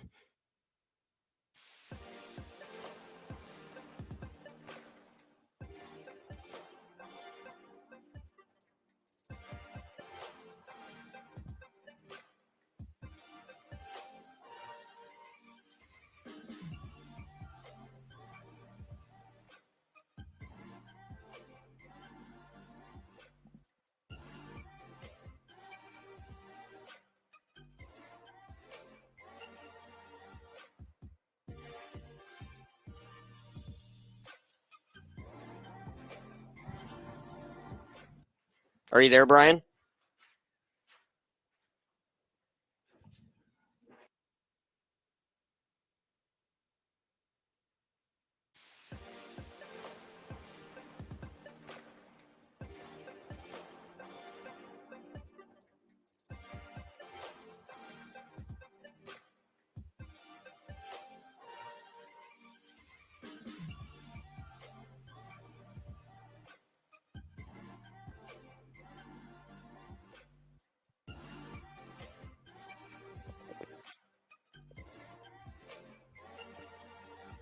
Are you there now? There, you clicked in. Are you there Can you now? hear me? Yeah, I can can hear you now. Okay, great. All right, you can hear me fine? Yep, I can hear you just fine. Great. All right, so talk to you again in like 20 minutes. We're still going 8:45, right? Yep, about 18 minutes. All right, sounds good, bud. Awesome. Thanks, Brian. Hey, maybe send me a text to give me a heads up, just because I'm usually expecting your call and like working on some other stuff. Yeah, Does that make sense? do you want to just stay logged in? What do you want to do? Yeah, no, yeah. I'm gonna stay logged in, but I'm probably gonna have this page minimized. So send me a text when you're like ready for me to come in. Does that make sense? Yep, we'll do that. Thanks, All right, Brian. awesome. Thanks, bud. Bye.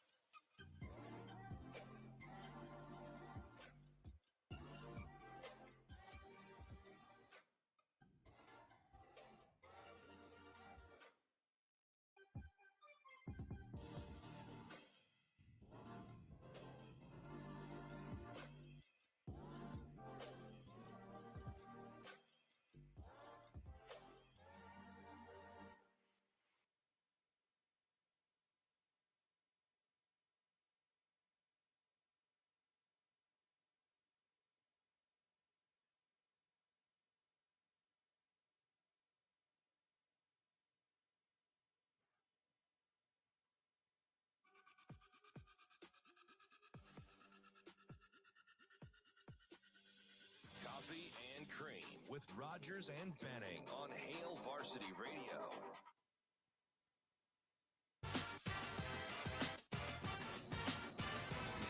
Hey, back with you on Coffee and Cream in the Morning on Hail Varsity Radio, powered by Currency. 590 AM ESPN Omaha, 1480 ESPN Lincoln. We're live on TikTok right now for those of you joining us there. We're also live on Twitter and YouTube. And Travis, thanks for letting us know that you can hear everything. We actually knew that. We're just making sure we can test for our next guest in order that we can get Brian Edwards on. So. Hey, Shane, real quick. What's up? I know we sometimes when we have to record and it goes out, why does that have to go out over the stream? Well, because it's because we're in StreamYard, right? Yeah, and it's the way it's like through the board. It's going through the. It's like that at the other place too. Yeah, I mean, and he's got to be able to hear us, and we wanted to be able to hear him. Yeah. And to do that, it needed to be simulated like we were on the air. And as we did that, we simulated like it was on the air, but we weren't. But it went over the stream. Yeah, right? I got you. So it worked.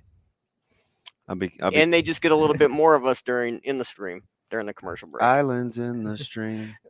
That is what we are. Good song. I actually know that song. I know like maybe 3% of the songs. Well, that's because it's old and Anglo, so you'd be good at that. But Cynthia sounded pretty good, didn't she? She did. She like sounded audio great. wise, and maybe as we work through this, maybe this will be something that we do, moving forward. One of my favorites in the high school coaching ranks. He texts me and he goes, "Can you imagine if we had had analytics in high school?"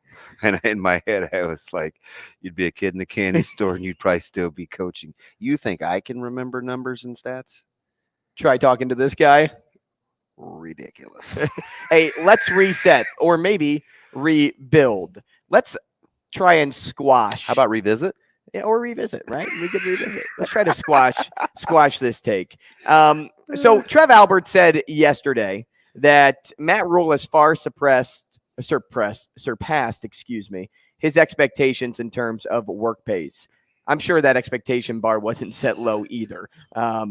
But then Matt Rule also came out and said that there's a difference from taking a program to some place they've never been.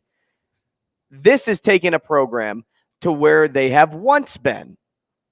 I read into both of those quotes, and it makes me think, is it reset? Is it rebuild? How about can it be a little bit of both? So when you talk reset, the definition of reset, DB, set again or differently. Rebuild, build again after it has been damaged or destroyed. It's kind of a combination of the two. Like, I don't think it's one or the other. And that's why I said earlier on in the show, I'm Switzerland in this case. I'm a Quaker because I think it can rest on both sides. You want peace? Have you heard OAR? Yes. I want peace. Okay. You know, there's a sense of legacy, though, when Matt Rule comes to this program and knows that even when the program hits adversity, if you turn it around, like, you are going to be the guy that is remembered forever. Yeah, I don't know. I feel like I'm a little bit of a cheat code just because I think I know how the coaches think. And I remember even Coach Frost telling me this, and he was honest. He said, you know, we can turn this around quickly, but I would have to catch lightning in a bottle. We would have to catch a few breaks, and I would have to hit on a few things. But if we want to sustain it, it's going to take time.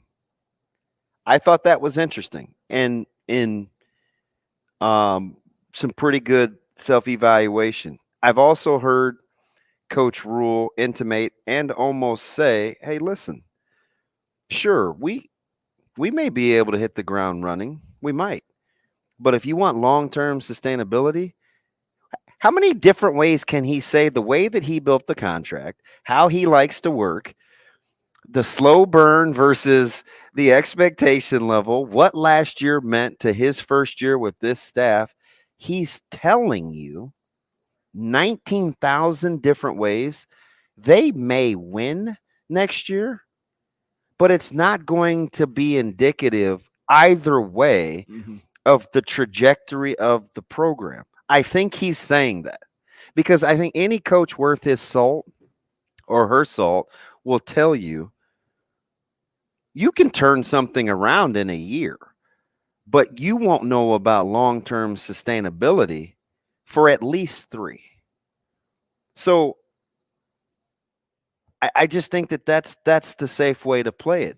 Now, the discussion is interesting because Severe and I used to talk about this all the time, and we would go back and forth. And the reason I like talking with him about it is because he's on both sides before. So sometimes I would say, we talk about returning productivity. He's big into that, especially along the O-line, D-line. He loves analytics, right?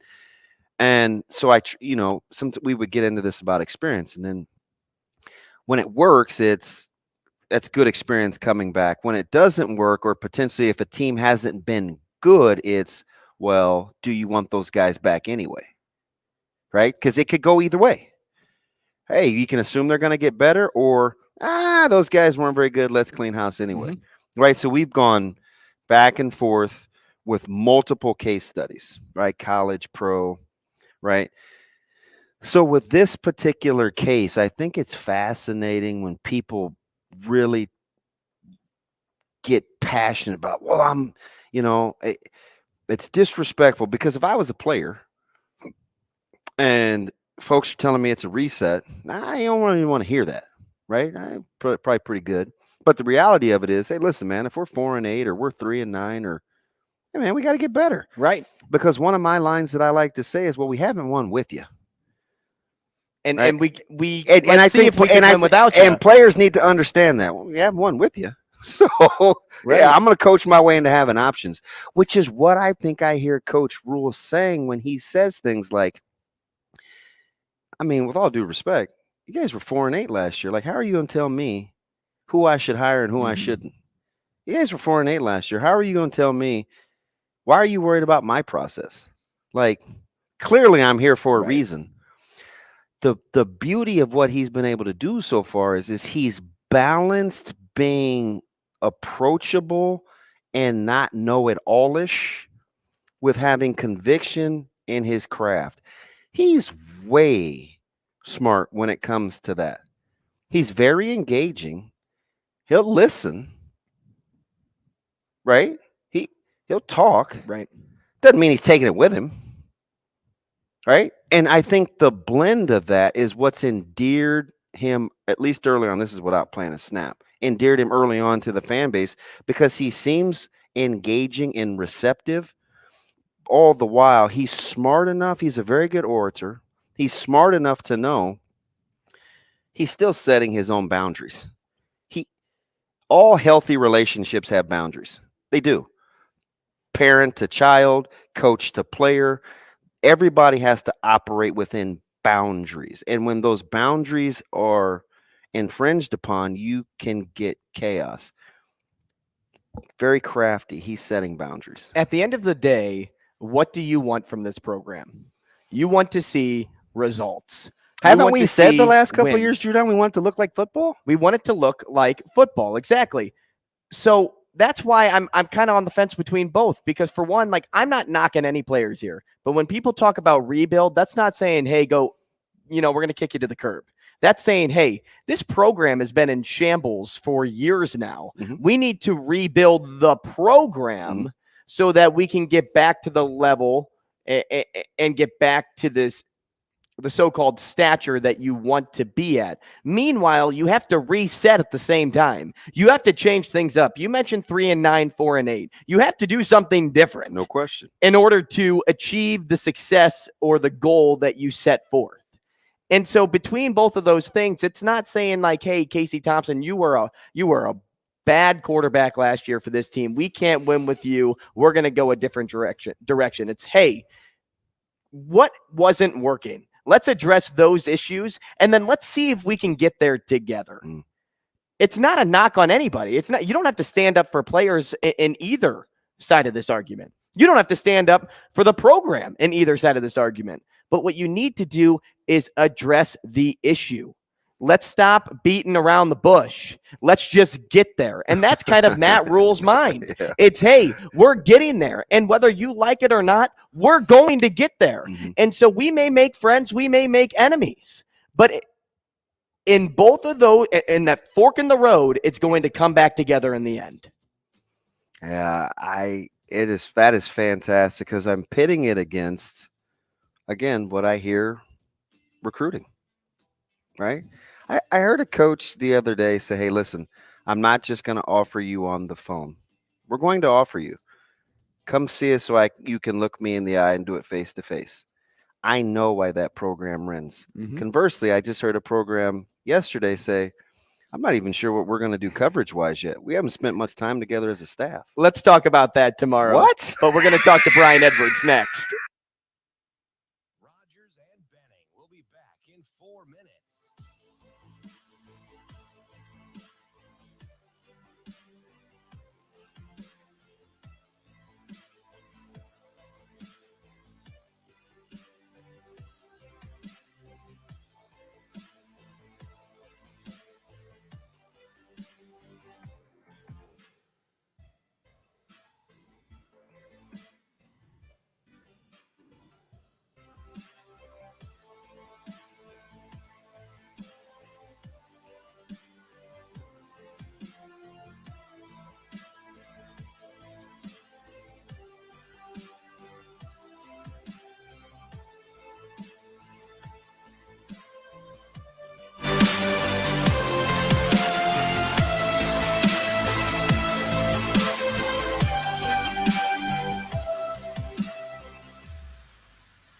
Rogers and Benning will be back in 3 minutes.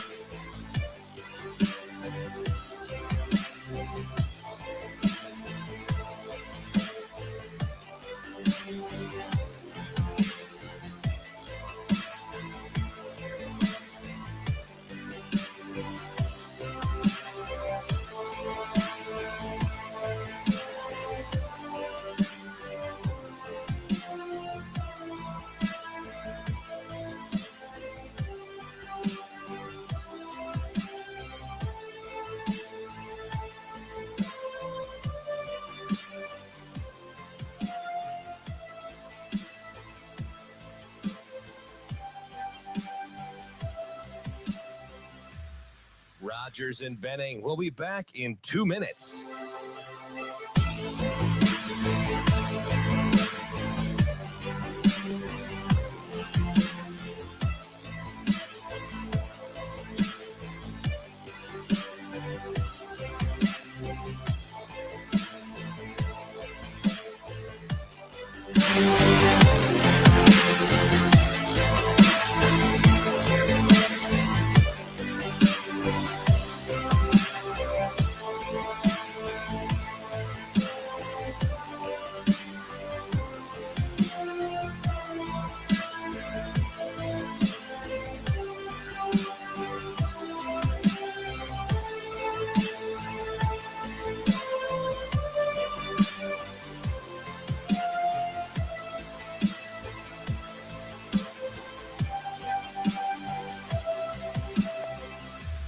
Rogers and Benning will be back in 1 minute.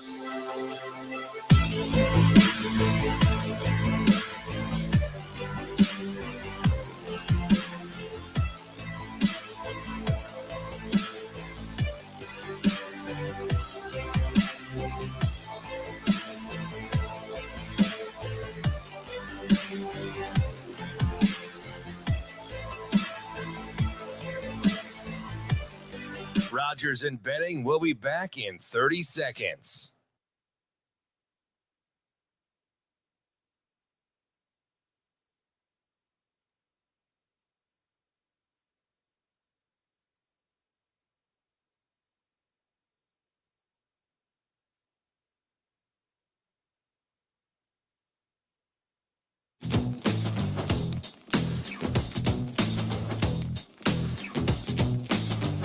Coffee and Cream with Rogers and Benning on Hale Varsity Radio.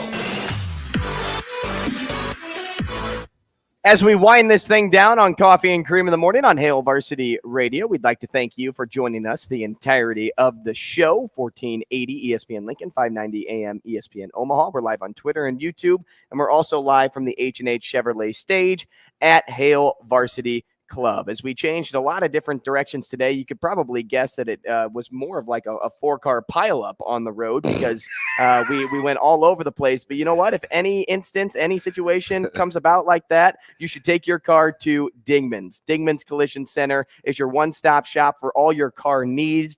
They've been in the business for over 25 years here in Omaha. They're family-run, family-owned, and family operated. Invest in the latest technology to stay up to date with the ever-evolving technology of what cars are. They work on all makes and models from Fords to Teslas. 4 locations throughout the metro area, along with that standalone mechanical shop at 120th and Maple. Bring your car there. Also give to charity because they have the Give Back program. They've been up for 18 years running, so something's working over at Dingman's. Go to dingmans.com to learn more. At this time, let's head on over to Vegas and talk to our guy, Brian Edwards, who's on with us every Thursday to end the show. Brian, good morning. Good morning, gentlemen. What's happening? B, you sound fantastic, man. How you doing? Doing great. Doing great. The Bengals treated me right last weekend, as did the Niners, as I continued to bet both of them for like I've done every week for the last 2 months. Hey, Brian, you and DB made me some money over the weekend in NFL, so thank you for that. Well, it was a sweat with the Niners, that's for sure. Dallas's defense played great, but man, Cincy, when Jamar Chase was so wide open on that first drive, I was like, wow, is it going to be this easy? I didn't think it would be, but wow, it ended up being easy. B, have you kind of reconciled in your mind why Dak Prescott gets so much criticism and Josh Allen gets so many excuses? Right? That is a great point. That is an absolute. I mean, they have this almost the same numbers. Dak may have even a little better QBR. Yeah, and Dak had more points last week. It's like not by much, but just a couple. It's amazing. Like so as much, and Kellen Moore's like getting interviews, and Dorsey's like, "Hey, we're good." Like, really? Right. I wouldn't have been surprised, and maybe they still will, if McDermott makes a move away from Dorsey, and I wouldn't be surprised if the Cowboys did the same with Moore. But yeah, I saw that on the ticker. Was that yesterday, or the day before? Yeah, Moore's interviewing in Carolina. Yeah, that's what I saw on the ticker. I guess yesterday or maybe the day before. And I was like, huh? He's about to get fired in Dallas. Pretty crazy. Nonetheless. Wild. Pretty crazy. Hey, let's start with Bengals and Eagles here, because those are the two plays that you like for this weekend. When you look at the Bengals, you like the situation of them being on the road, and then with the Eagles, you like them at home, which is kind of weird because you move away from your 49ers in that game. Why do you like the Eagles? Why do you like the Bengals? Well, I would be on the Bengals whether Mahomes was healthy or not. And I mean, I kind of wish he was healthy because we'd be getting some points. But you know, I think I've backed the Bengals every game during this 10-game winning streak where they're 8-1-1 against the spread, but they're 10-0 against the spread for me. I bet them -6.5 on the Monday before the playoff game against Baltimore. They won by 7, and a regular season finale, which is the push on the 8-1-1 because the line moved to 11. I was in at 7, you know, before they gave Huntley the week off and went to Anthony Brown, talking about the Ravens in the regular season finale. So I've backed them successfully 10 times in a row. He's 3-0 against Mahomes and the Chiefs. I know all 3 games were very, very close. You know, I guess you could say could have gone either way games, but Burrow made fewer mistakes. I mean, the AFC Championship game, you know, Mahomes and Andy Reid both made that critical mistake when they had a play with like 5 or 6 seconds left before halftime where they're, you know, on like the 2-yard line, could have had the field goal. And they did a play where I think it was a dump off to Clyde Edwards-Helaire and he didn't get out of bounds or scored the touchdown. That cost them 3. That was huge.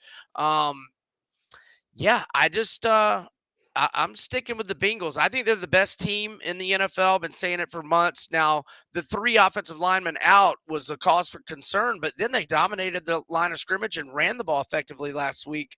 So, yeah, I like the Bengals win outright. Let's talk. This is crazy. This is how you know you cap Merrimack. I was thinking the same thing. Who's going to take, but he always finds these games. That's why I trust you, B. Central Connecticut, you've got some trends with Merrimack as they're on the road against 5-16 Central Connecticut. You don't think there's going to be a ton of points. But how in the world is Central Connecticut favored? David, I'm not looking at the side or worried about the side, brother. So I'm doing my new basketball pod for Vegas Insider. And so like 3 weeks ago, I was looking up, you know, the best over teams, the best under teams. And I saw Merrimack only had 1 over all year.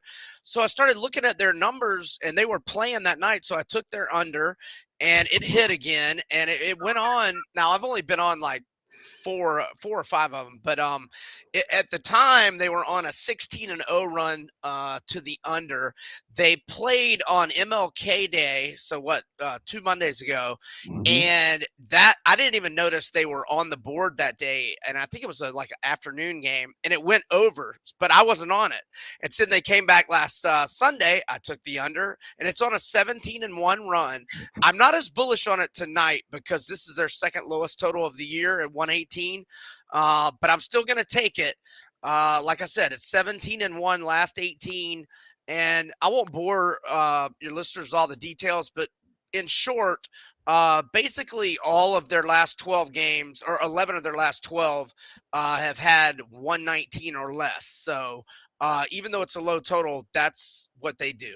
That has to be one of the lower totals too, and sure, in response to all of college basketball. That's some Northeastern type totals right there. They play a lot of low scoring games. I feel like Air Force used to have some totals in the like 108 to 112 range, you know, 5 or 6 years back. But yeah, not many totals in the 1 teens these days. Right. As you look at college hoops on Saturday, a team that has been piquing my interest as of late is Kansas, and the situation that they've been in over the last 3 games, really unable to get things going, find any sort of momentum. They're at Kentucky, another team that had high expectations this year, but have since trickled off. It's kind of a get-right position for both teams. But what do you like in that matchup? Well, it'll be interesting to see the line. I'm going to guess Kentucky is going to be about a 2 or a 3-point favorite. They've really righted the ship. And now, look, I know Kansas has lost 3 in a row, but look, they've been struggling longer than 3 games.